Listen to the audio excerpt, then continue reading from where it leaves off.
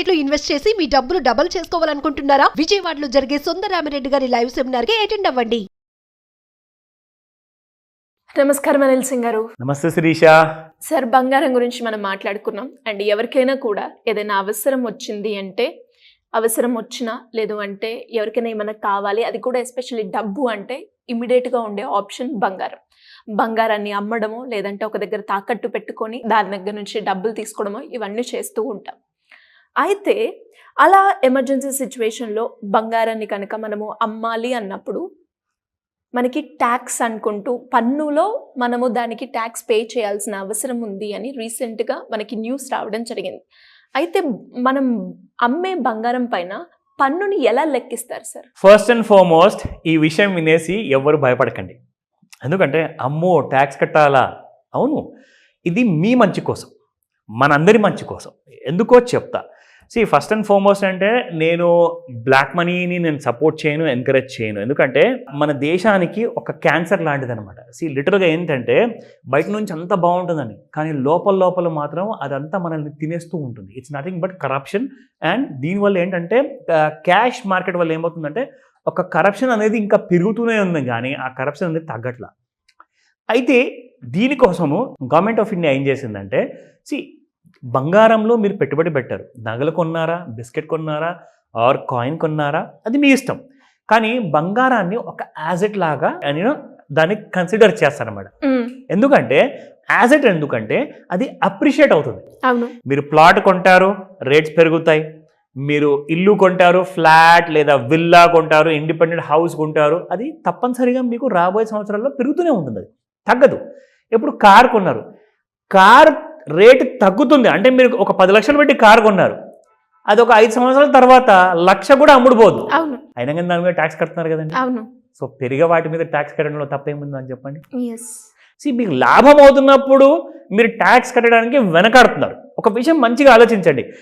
ఏదైతే వస్తువు మీరు ఒక మొబైల్ ఫోన్ కొన్నా, ఒక కార్ కొన్నా, ఒక వాచ్ కొన్నా, ఏది కొన్నా కానీ అది డెప్రిషియేటింగ్ ఐటమ్. అయినా కానీ నాకు చాలా ఇష్టం ఈ కార్ అంటే, నాకు చాలా ఇష్టం ఈ వాచ్ అంటే, ఐఫోన్ అంటే పడిచేస్తారు. మరి వాళ్ళందరికీ కూడా ఇలాంటి డెప్రిషియేటింగ్ ఐటమ్స్ మీద ట్యాక్స్ కట్టి మరీ వస్తువు కొనడానికి వస్తుంది. అమ్మేటప్పుడు కూడా ట్యాక్స్ కడతారు. 1000 రూపాయల ఫోన్కి కూడా, ఒకవేళ సెకండ్ హ్యాండ్ ఫోన్కి 1000 రూపాయలు వస్తుంది అనుకోండి క్యాష్, మీరు దానికి కూడా ఒక 10 రూపాయలు 20 రూపాయలు ట్యాక్స్ కడుతున్నారు. కానీ అలాంటప్పుడు మీకు ఇబ్బంది లేనప్పుడు గోల్డ్ కొన్న తర్వాత, డైమండ్స్ కొన్న తర్వాత, జ్యువెలరీ కొన్న తర్వాత మీకు ప్రాఫిట్ అవుతుంది కదండి. మరి నవ్వుకుంటూ ట్యాక్స్ కట్టచ్చు కదా మనం, అవునా కదా? అందరూ నిజంగా అంటున్నాను, ప్లీజ్ డోంట్ మిస్అండర్స్టాండ్. భారత ప్రభుత్వం ఏదైతే మన కోసం ఆలోచించిందో అది మన కంట్రీని గ్రో చేయడానికి, మన ఇన్ఫ్రాస్ట్రక్చర్ కానివ్వండి, మన kind of entire railway lines కానివ్వండి, ఎయిర్పోర్ట్స్ ఉన్నాయి, రోడ్స్ ఉన్నాయి. ఇవాళ మనం ట్రావెల్ చేస్తున్నాం, ప్రతి చోటుకి మనం ఈజీగా వెళ్ళగలుగుతున్నాం అంటే దేనివల్ల అండి? It is all because of our tax money. Of course కొంతమంది మన డబ్బు తినేస్తూ ఉంటారు, అదేదో టిప్ వేసినట్టుగా మనము మర్చిపోవాల్సి వస్తుంది. ఎందుకంటే ప్రభుత్వం దానికోసము ఒక యాంటీ కరప్షన్ బ్యూరో పెట్టింది, సిబిఐ ఉంది. వీళ్ళందరూ వీళ్ళ పనులు చేసుకుంటూ పోతారు. ఒక విషయం గుర్తుపెట్టుకోండి, ఎవరు కూడా తప్పు చేసిన వాళ్ళు ఈజీగా ఉండలేరు, అంటే ఒక సీక్రెట్ లైఫ్ గడిపించలేరు. వాళ్ళు ఖచ్చితంగా ట్యాక్స్ నెట్లోకి వస్తారు. మీరు కూడా ఒకవేళ ఈ రోజే ఆ టాక్సేషన్ పద్ధతిని మీరు అడాప్ట్ చేసుకుంటే మీకు ఎలాంటి అడ్వాంటేజ్ ఉంటుందంటే నేను మీకు చెప్తా. ఫర్ ఎగ్జాంపుల్, ఒక మెడికల్ ఎమర్జెన్సీ వచ్చిందండి, మీరు ఏదో ఆ ఉన్న నగలు కాస్త ఇమీడియట్గా అమ్మేసేసి మీరు హాస్పిటల్లో బిల్ కట్టాలంటారు. 1,00,000 రూపాయలు 2,00,000 అయింది. వాళ్ళకి అక్కడ కట్టేటప్పుడు ఏంటంటే మీరు ఏం చేస్తారంటే ఆన్లైన్లో మీరు డబ్బులు వేసేసి మీరు సబ్మిట్ చేయండి, లేదంటే ఫోన్పే, గూగుల్ పే వాడుతున్నారు కాబట్టి అలా పే చేయండి అంటే, అంత డబ్బు మీ దగ్గర నుంచి ఎక్కడ వచ్చిందని చెప్పేసి తర్వాత ఇన్కమ్ ట్యాక్స్ వాళ్ళు నోటీస్ పంపిస్తే మీరు ఏం ఆన్సర్ ఇస్తారండి? You have to pay with penalty. ఈరోజు 10%, 5% ఆర్ 20% ట్యాక్స్ కట్టేస్తే ఆ టెన్షన్ అనేది దూరం అవుతుంది కదా. ఎందుకు భయపడుతూ బతకాలి, అవునా? సో ఆ విషయానికి వస్తే ఈ రోజున ఒక పెద్ద న్యూస్ వచ్చింది కాబట్టి ఇందాక శిరీష గారు అడిగారు. సో ఆ న్యూస్కి ఆ ఆన్సర్ అంటూ మీకు ఒక న్యూస్ పేపర్లో ప్రింట్లో వచ్చింది. అదంతా మీకు తెలియజేస్తాను ఇన్ డీటెయిల్గా 1 by 1. అంటే బంగారంలో కూడా చాలా రకాలు చూస్తూ ఉంటాం కదా సార్, ఫిజికల్ గోల్డ్ అని, పేపర్ గోల్డ్ అని, ఎలక్ట్రాన్ గోల్డ్ అని, వీటన్నిటి మీద కూడా ఉంటుందా? 100% ఉంటుందండి. బికాజ్ ఒక యాజెట్ మీరు కొన్నప్పుడు మీకు రాబడి వస్తే కాసంత మీరు మీ దేశానికి ఈ రూపంలోన్నా మనము సహాయం చేద్దాము, సర్వ్ చేద్దాం మన కంట్రీకి అని చెప్పే ఆ ఒక్క ఆలోచన మీ దగ్గర ఉంటే చాలండి.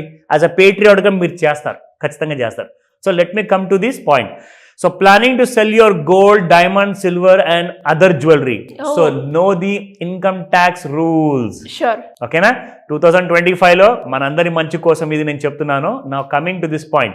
శిరీష, ఫస్ట్ అండ్ ఫార్మోస్ట్ ఏంటంటే 2 రకాల డ్యూరేషన్స్ ఆఫ్ ట్యాక్స్ ఉంటాయండి. ఏంటి సార్? ఒకటి ఎస్టీసీజీ, రెండోది ఎల్టీసీజీ. ఎస్టీసీజీ అంటే short term capital gains tax, long term capital gains tax రెండోది ఎల్టీసీజీ. సో ఇందులో ఎస్టీసీజీ ఏంటంటే ఒకవేళ మీరు కొన్న బంగారం కాస్త 24 నెలల లోపలనే మీరు అమ్ముతున్నారనుకోండి, అంటే 2 సంవత్సరాల లోపే మీరు అమ్ముతున్నారనుకోండి, మీకు ట్యాక్స్ ఎంత ఉంటుంది ఆ డీటెయిల్స్ చెప్తా. ఒకవేళ మీరు 24 నెలల తర్వాత అమ్ముతున్నారనుకోండి, దానికి ఎలాంటి ట్యాక్స్ ఉంటుంది ఆ డీటెయిల్స్ కూడా ఇక్కడ మీకు చూపిస్తా. So coming to this point, ఇక్కడ మనం చూసుకుంటే 23rd of July 2024 రోజున ఇన్కమ్ ట్యాక్స్ డిపార్ట్మెంట్ వాళ్ళు ఈ long term capital gains tax గురించి అండ్ షార్ట్ టర్మ్ గురించి కూడా చెప్పారు. అదేం చెప్పారంటే, ఒకవేళ మీరు కడుతున్నారనుకోండి at a tax rate of around 20% indexation before 23rd of July, అంటే 23వ తేదీ జూలై నెలలో, ఒకవేళ జూలై నెలలో మీరు 23వ తేదీ ముందే అమ్ముతున్నారనుకోండి, గత సంవత్సరంలో అమ్మారనుకోండి, మీకు ఈ 31st మార్చ్ తర్వాత ఎప్పుడైతే మీరు ట్యాక్స్ ఫైలింగ్ చేస్తారు కదా, అది 20%తో కట్టాలి. ఓకేనా? నా ఇక్కడ వస్తే మీరు ఆఫ్టర్ 23rd తర్వాత అది వేరే రూల్ ఉంటుంది. ప్రస్తుతానికైతే బిఫోర్ 23rd ఒకవేళ long term capital gains tax అంటే 2 years తర్వాత అమ్ముతున్నారనుకోండి, అప్పుడు మీకు 12.5% మీకు ట్యాక్స్ కట్టాల్సి వస్తుంది. ఒకవేళ 2 సంవత్సరాల లోపు కడితే మీరు ఖచ్చితంగా 20% కట్టాల్సింది ఒకవేళ అమ్మితే. నా coming to the other part, ఇక్కడ మనం చూసుకుంటే శిరీష, ఒక ముఖ్యమైన గమనిక ఏంటంటే, మీరు ఇక్కడ ఎలా ట్యాక్స్ సేవ్ చేసుకోవాలి ఆ ఐడియా కూడా చెప్తా. ఓ ఆప్షన్ కూడా ఉందా? ఎస్, ఆ ఆప్షన్ కూడా ఉంది. ఎలా సార్ అది?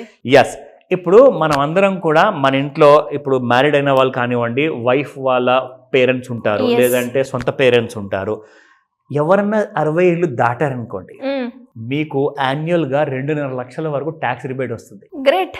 సో అందులో ఆ టైంలో సీనియర్ సిటిజన్స్ కి ఆప్షన్ ఉంది. ఎగ్జాక్ట్లీ. సో మనం ఏం చేయొచ్చు అంటే, మన తల్లి తండ్రి పేరు మీద అమ్మొచ్చు, లేదంటే mother in law, father in law అంటే వాళ్ళ పేరు మీద అమ్మండి, లేదంటే మీకు నాయనమ్మ ఉన్నారా, అమ్మమ్మ ఉన్నారా, వాళ్ళ పేరు మీద అమ్మండి. So you will save money. That's a beauty of paying taxes. దీనివల్ల ఏమవుతుందంటే, you are getting into a white area అనమాట. అంటే ఎక్కడైతే గ్రే ఏరియా ఉండదో, మీరు ఒక మంచిగా ట్యాక్స్ టాక్సేషన్ కట్టే పర్సన్ ఉన్నారనుకోండి, మీకు రెస్పెక్ట్ ఉంటుంది సొసైటీలో. అట్ ద సేమ్ టైం మీరు గర్వంగా చెప్పుకోవచ్చు, నేను నా దేశానికి ఆ అభివృద్ధిలో నేను తోడ్పడుతున్నానని చెప్పేసి. ఓకేనా? నా coming to this point. So ఇక్కడ మీరు చూడండి, జనరల్ కేటగిరీలో శిరీష మీకు 60 years కంప్లీట్ చేసిన వాళ్ళకి 2.5 లక్షల వరకు సబ్సిడీ ఉంటుంది, ట్యాక్స్ రిబేట్ ఉంటుంది. ఎవరైతే 80 ఏళ్ళు దాటారో వాళ్ళకు దాదాపు 5 లక్షల వరకు ట్యాక్స్ రిబేట్ ఉంటుంది. సో దట్స్ అ బ్యూటీ అనమాట. ఇందులో మీరు చూసుకోండి, క్యాపిటల్ గెయిన్స్ ట్యాక్స్ విషయానికి వస్తే నేను ఒకటే మాట చెప్తాను, బేసిక్గా స్టాండర్డ్ రూల్స్ని ఫాలో అవ్వండి. లేదంటారా, ఎవరిదైతే ఇన్కమ్ more than 7 lakhs ఉంది, more than 10 lakhs ఉంది అనుకోండి, వాళ్ళు ఖచ్చితంగా ఒక చార్టర్డ్ అకౌంటెంట్ హెల్ప్ తీసుకుంటే మీ సీఏ మీకు గైడ్ చేస్తారు. అకార్డింగ్లీ గోల్డ్ కొన్న తర్వాత, ప్రాఫిట్ వచ్చిన తర్వాత ఖచ్చితంగా కొంచెం ట్యాక్స్ ప్రభుత్వానికి పే చేయండి, మన కేంద్ర ప్రభుత్వానికి, మన రాష్ట్ర ప్రభుత్వానికి. ఒకవేళ అవసరమైతే కూడా ఖచ్చితంగా మీరు you will be called as one of the patriotic Indians. So ఆ మాటని మీరు చెరసావిస్తారని చెప్పేసి ఆ నమ్మకంతో ఈ ఎపిసోడ్ ఈరోజు మనం చేయడం జరిగింది Shirisha. So I hope everybody will come forward. Sure sir. Thank you so much. Welcome Sirisha.